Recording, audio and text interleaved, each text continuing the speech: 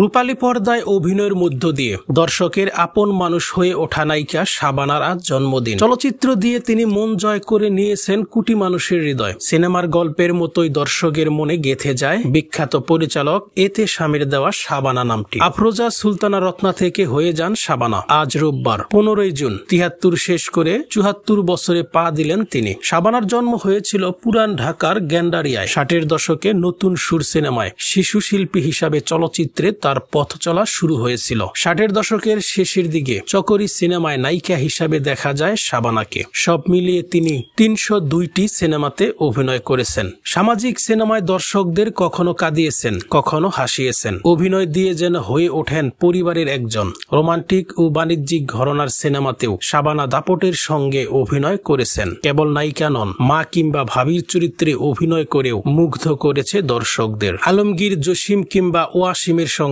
শাবানার জুটির প্রশংসা করেছেন সকল দর্শকেরা। এছাড়াও রাজ্জাক, সোহেল রানা, উজ্জ্বল ফারুক, বুলবুল আহমেদের বিপরীতে শাবানা অভিনয় এক অনন্য উচ্চতা ছুঁয়েছিল। অভিনয় জীবনে 11 বার জাতীয় চলচ্চিত্র পুরস্কার পেয়েছেন শাবানা। জাতীয় চলচ্চিত্রে পেয়েছেন আজীবন সম্মাননা। ঘরে ঘরে যুদ্ধ সিনেমায় তিনি সর্বশেষ অভিনয় করেন। এরপর অভিনয় জগৎ থেকে দূরে চলে যান। ঢাকাই সিনেমার এই কিংবদন্তি শিল্পী দীর্ঘদিন অভিনয় জগৎ থেকে দূরে থাকলেও জন্মদিনে তাকে স্মরণ করেছেন তার সহকর্মী ও শুভাকাঙ্ক্ষীরা।